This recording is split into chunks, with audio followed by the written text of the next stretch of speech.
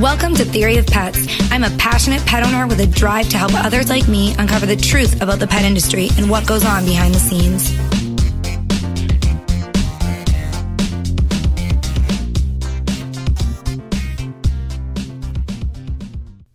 Hello and welcome back to Theory of Pets. I know we've talked about dog food before, but today I have a special guest and her name is Jennifer Adolphe.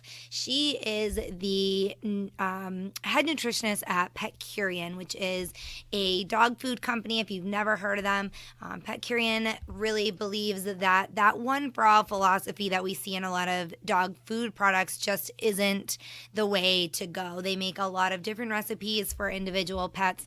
And again, they have, some nutritionists on staff like Dr. Adolphe that work to formulate these pet foods to meet specific needs, whether it might be senior dogs or puppies, overweight dogs, dog with skin issues, all kinds of different things. So that's really kind of their belief, and that's my belief as well. So that's why I wanted to talk to you today about the humanization of pet food and the trends that we're seeing in the industry. And what I mean when I say humanization of pet food is just that. We are seeing dog food becoming more like the foods that we're eating, the foods that we're looking for when we go to the grocery store. When we go to buy groceries for our family, we want all natural, organic foods, healthy foods, whole foods, and we're starting to see those trends coming in with our pet foods as well. We're starting to see pet food manufacturers focusing on using quality ingredients. We're starting to see different diets that focus on some of the things that we're concerned about in our health as far as organic diets. We have gluten-free diets. We're seeing vegetarian diets for our pets. We are seeing diets with no wheat, no corn, no soy, things like that. So the humanization of pet food is just that. It's simply the trend in the pet food industry that we're seeing pet food become more like the food that we will purchase for ourselves. And a lot of the diets, like the raw food diet, you can buy paleo dog food now or paleo pet food. So some of the diet trends that we're seeing are also kind of washing over into the pet food industry as well. And is that a good thing? Is it a bad thing? What diets should we be looking into? Are there some that maybe we should not consider at all?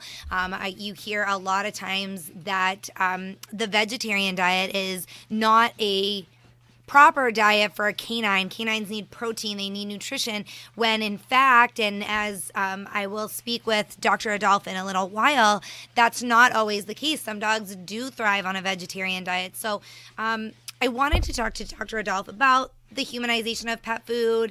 Of course, she talks a little bit about Petcurean because it's a really great top quality brand that offers some great pet food and pet products. So I wanted to share that with you guys as well. And we also talk about, some things that we should be looking for as pet owners, because if you think about what you do for your dog on a daily basis, certainly the food that you feed him, the diet that you choose for him, is the biggest thing that you do on a daily basis to contribute to his overall health and well-being. Hopefully you're exercising him every day, but that's not always the case. Sometimes there are days when we don't. You have to feed your dog every day. Most people feed multiple times a day, usually twice. And that's something that you're doing for your dog every single day, sometimes multiple times a day.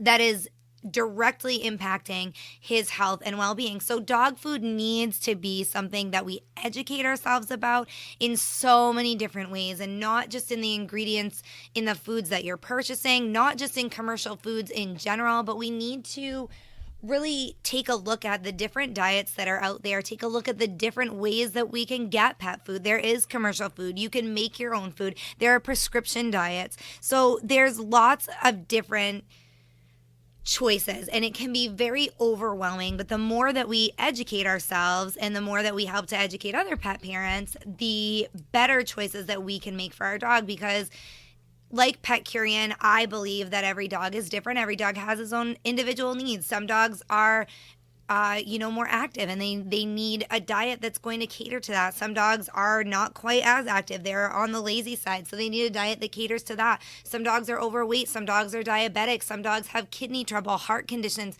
things like that. So we need to, as pet parents, and I feel as a pet community, just get the education out there and talk about it. I think people, as a pet parent, you might feel a little bit embarrassed asking, what should I feed my dog? If you're a pet owner, if you're adopting a dog, obviously you should know what to feed your dog. But that's not true. And we need to get past that stigma and start talking about it. Have conversations with other pet parents. Have conversations with your veterinarian, or reach out to a canine nutritionist. They can help you to choose the food that's best for your dog, because there are so many choices. It's crazy to think that somebody without the proper education and the proper training would be able to pick the right dog food for their dog. So reach out to those resources that you have with the education and the training, your veterinarian, canine nutritionist.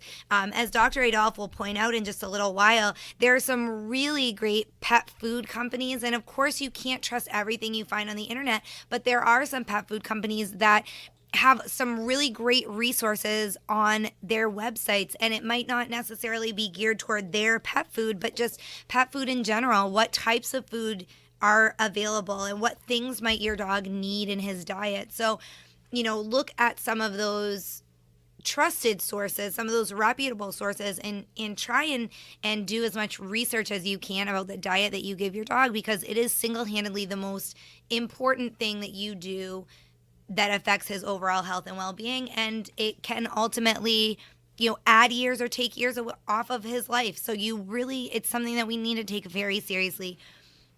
So that's why I talked to Dr. Adolphe, and I wanted to speak with her about the humanization of pet food and some of those choices that we should be making. And as always, if you guys are interested in pet topics and all things pet related, I would love to hear from you. You can get on our website, which is theoryofpets.com. There's a comment section there. You can leave comments. And of course, if you love my podcast, and I hope that you do, jump on iTunes and give me a review. So here we go. This is my interview with Dr. Jennifer Adolphe. Okay, so I am here today with Dr. Jennifer Adolphe, and she is the pet nutritionist for Petcurean. Jennifer, do you want to tell us a little bit about yourself and the company? Yes, hi Samantha. Petcurean is a family-owned Canadian pet food company that's been around since 1999, and I am senior nutritionist at Petcurean, responsible for product development and formulation of the pet foods. And my background is I started my career in human nutrition. I'm a registered dietitian and did a master's degree in human nutrition, and then I decided that I love pets and wanted to work in the pet food industry, and so I went back to school and did a PhD in companion animal nutrition, and then was lucky enough to find Petcurean and start my role as senior nutritionist with them about 2.5 years ago. Wonderful. It's kind of interesting that you started in human nutrition, because what we want to talk about today is the humanization of pet food, and kind of how the diet for pets is sort of changing to follow the trends that we're seeing in human food with, like, for example, gluten-free. We're seeing the raw diet becoming very popular. So it's interesting that you started with human nutrition and have moved to pets. Yeah, I think it's a really good overlap between the human nutrition world and the pet nutrition world. We really want to feed our pets to become as healthy as possible, just like with humans. And so there's a lot of overlap, and we know that trends in the human food industry are crossing over into the pet food industry very quickly these days, within 1 to 2 years, if not faster.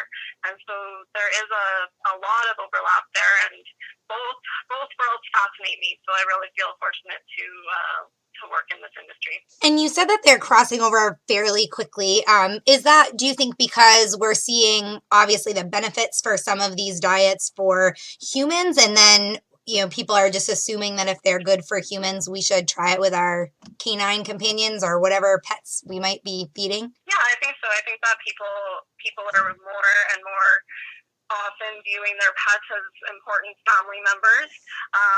And so they want to feed their pets the way that they feed themselves. And so they see trends in the human food industry and oftentimes do think that it may be of benefit to their own pets as well. Super. So when we, as consumers, I guess, as pet parents, you go to the store and it's almost overwhelming now to go into a pet food aisle because there are just so many different diets and trends, and you don't really know which ones are the best and which ones you should kind of stay away from. So what should we know about the pet food industry in order to be informed consumers and pet owners? That's a great question. You're right. The pet food aisle just keeps getting bigger and bigger. And I think that's something consumers need to know about the pet food industry is that a lot of time and effort and work goes into formulating pet food. There's a lot of kind of nuances and intricacies that go into creating a pet food. You really can't just throw together a bunch of ingredients and hope that all of the nutrient requirements of the dog or cat is met. So really, as a formulator, as a nutritionist, when I'm tasked with coming up with a new diet, I need to take a lot of factors into account. First and foremost, the nutrient requirements of the animal, and then I have to think about things like ingredient availability, ingredient cost versus benefit, the health of the animal, and food safety. So it can be a pretty tricky task to balance all of these things. But really, one of the important things that I recommend is to not just look at the food itself, but to really look at the company behind the food, look at its track record, look at its focus on food safety, and kind of learn about the company behind the brand to see if it's a good, reputable company that is selling that food. That's great advice. And when we go in, another thing that, as we mentioned, that, those aisles keep getting bigger and bigger. It seems like the labels keep getting more things added to them as well. And I know, unfortunately, the regulations for the pet food industry aren't as strict as the ones for human food. So when we're reading those labels, are there certain things that we should be looking for, or certain things that maybe we should be staying away from if we see them? The list of ingredients on the bag is a great place to start when you're considering a pet food. And while some foods, you're right, they are getting longer and longer lists of ingredients, there is also a trend which I would say follows the human food industry, and that is the limited ingredient diets for pets, which in my mind is kind of comparable to the clean label trend in the human food industry. So it's all about using ingredients that are easily recognizable and having as short of an ingredient panel as possible. When you're reading an ingredient panel, it's important to remember that the ingredients are listed in descending order by weight. So the first ingredient in the list, that means that product contains the most of that ingredient. And so if you're looking for a new food for your pet, look at the ingredients, think about which types of diets and ingredients have worked well or not worked well with your pet in the past, and think about what kind of ingredients you want in that new food. And a lot of companies, Petcurean included, we have a great customer service line where you can actually call and speak with someone in person if you need help choosing a food for your pet. And we also have what we call a food finder on our website to help you choose a food for your pet. Oh, that's wonderful. That's a great tip for pet parents to try and find a food that's good for their dog. And what types of foods or diets, I guess, or diets, would a dog thrive on? And then are there certain diets that maybe pet parents should try to avoid? Again, you want to find a food that's made by a company that you trust and is reputable. And but in reality, there are many foods that dogs will thrive on. Petcurean believes that a one for all philosophy doesn't work for all dogs because each dog has unique needs. So what my dog does well on, maybe your dog does not do so well on. So it does become a little bit of trial and error. And if you feel like your dog's not thriving on a particular food, you may want to consider trying something else. The majority of pet owners still do feed their dogs kibble. And I mean, kibble is a great food format for dogs. It's convenient, shelf stable, safe, nutritious, and very palatable for dogs. A lot of people also will feed some canned foods or another type of wet food, which is a great way to add some variety and some flavor for dogs. And with the trends that we're seeing now, for example, like the raw diet, and we're seeing things that are gluten-free. I've heard some not so great things about the vegetarian diet unless a dog actually needs that. But are there, for these new trends that we're seeing, are there any diets that kind of stick out that seem to be, you know, the best or the new best thing, I guess, to be feeding your pet? So the gluten-free option is similar to the grain-free option because it is grains that contain gluten. Wheat, barley, and rye contain gluten. So if a dog's food is grain-free, then it would be gluten-free. And really, not all dogs need a grain-free diet. A lot of dogs may actually do better on a diet that includes some grains. But the thing that I like about having the grain-free option is it just creates another kind of tool in our toolbox as a diet option for dogs that may do better on that type of diet. The vegetarian option, all of dogs' nutrient requirements can be met through plant-based ingredients. And from a sustainability perspective, a vegetarian option is beneficial, eating lower down on the food chain. You're right, it's probably not a diet that's meant for all dogs, but it's a great option for people who feed themselves a vegetarian diet and want to have something similar for their own dogs. So again, I would just recommend that you choose a diet that's made by a reputable company that is formulated by a qualified nutritionist. So there's lots of trends, lots of options, but really trying to find what works best for your individual pet is the ultimate goal. So do you think that pet parents should maybe start by talking to a canine nutritionist or their vet and get a starting place, or do you just kind of recommend starting out with a good quality puppy food and sort of doing a trial and error thing from there? Yeah, definitely speaking with your vet. If you've gotten a new puppy, speaking with your vet about nutrition, about how much food to feed, all of that is a great start. If you want to go with a particular brand, you may want to call the company and get some advice from them about which food you should choose. But yeah, really, there's lots of great high quality pet foods out there to choose from. But yeah, definitely talking with a pet nutritionist or a vet or the customer service team at a pet food company are great places to start. And then the other thing that I think is popping up that's more common is we're kind of seeing these life stages dog foods, and some of them are, we see them advertised as, for all life stages, so you don't necessarily need a specific puppy food or a senior dog food. And then other brands will do, a puppy, an adult, a senior blend. Do you recommend one or the other of those, or are those, for all life stages kind of dog foods, are those just as good as the more specified types? So in all life stages, dog food will meet the nutrient requirements of the dog throughout the lifespan, so from puppyhood to the senior years.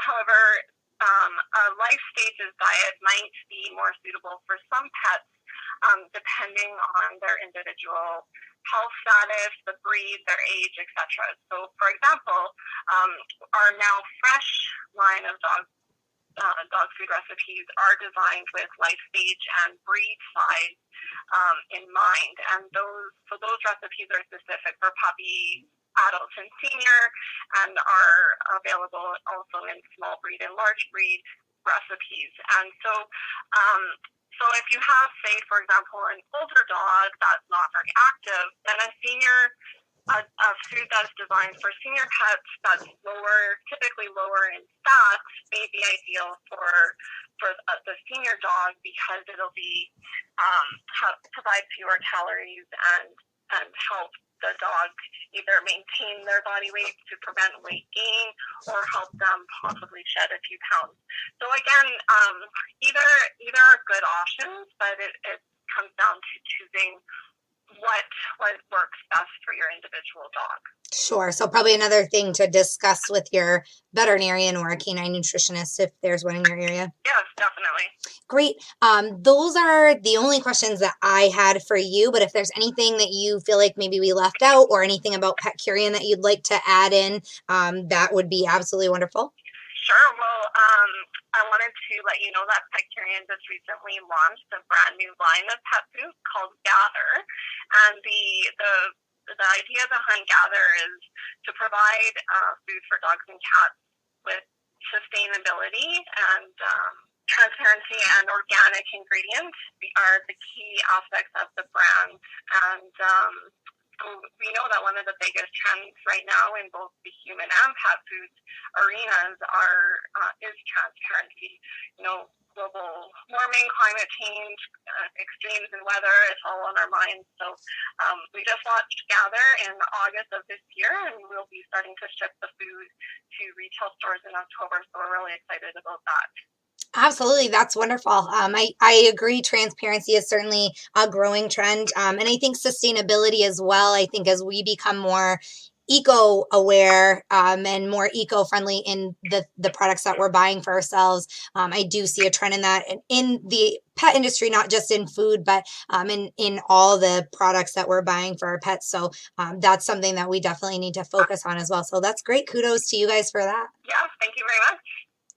I was going to say one other topic that I'm very passionate about, and that I try to talk about at every opportunity I get, is for just to increase awareness about pet obesity.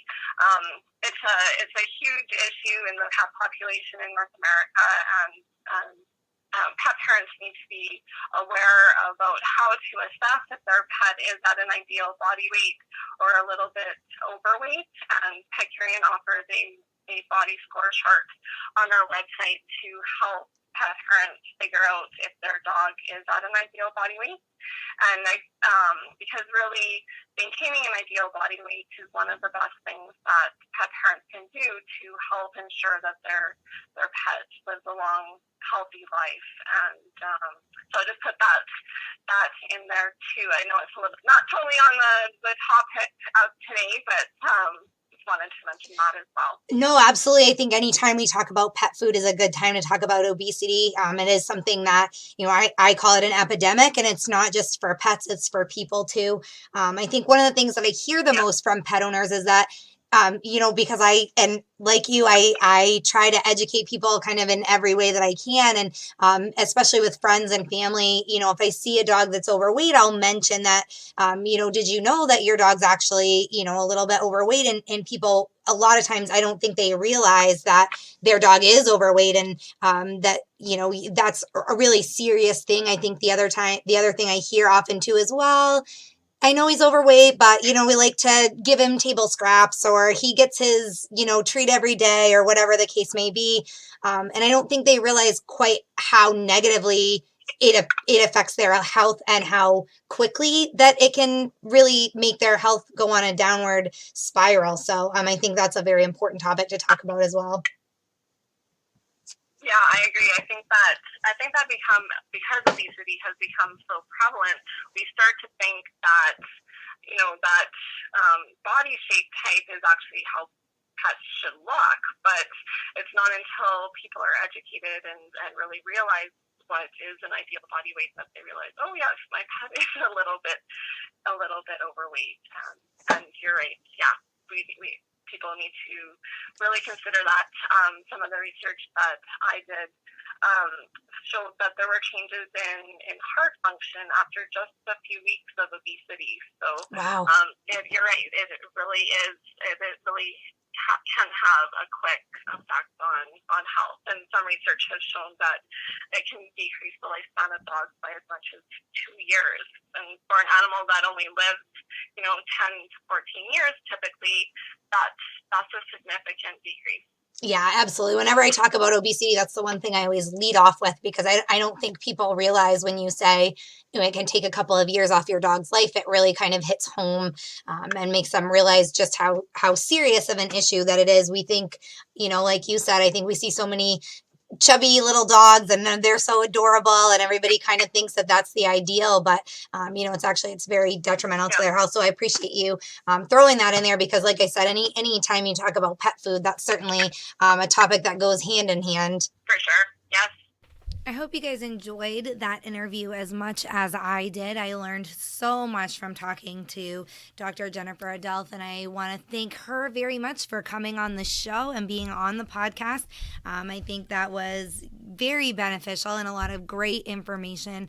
And of course, at the end there, when she touched on pet obesity, as I said, I think that anytime we talk about dog food, we also need to touch on pet obesity. That is an epidemic in our country, and it's definitely something that goes hand in hand with pet food. So as Dr. Adolphe mentioned, and as I will also mention to you guys, if you have any questions at all about pet food, absolutely by all means do your own research, but speak with a trained specialist. Speak with somebody who knows about pet food and the nutritional needs of dogs, and specifically the specific needs of your dog. So if you can speak with your veterinarian or set up a time to meet with a canine nutritionist, somebody that can look over your dog's overall health records, his health and well-being, everything from, the condition of his teeth and his skin and his coat to his age, his weight, his breed, and know what type of food would be best for him. So that is my recommendation to you. If you have any other questions, of course, jump on theoryofpets.com and leave those there. I will try and answer anything that I can answer, and if I can't answer it, I will certainly find the information for you. If you have any questions, feel free also to leave them there. There is a spot where you can record your questions or your comments, and I may use them on future podcasts. If you're not comfortable being on a future podcast, that's not an issue either. We have a section where you can type those comments and questions. So I am always looking to hear from you guys.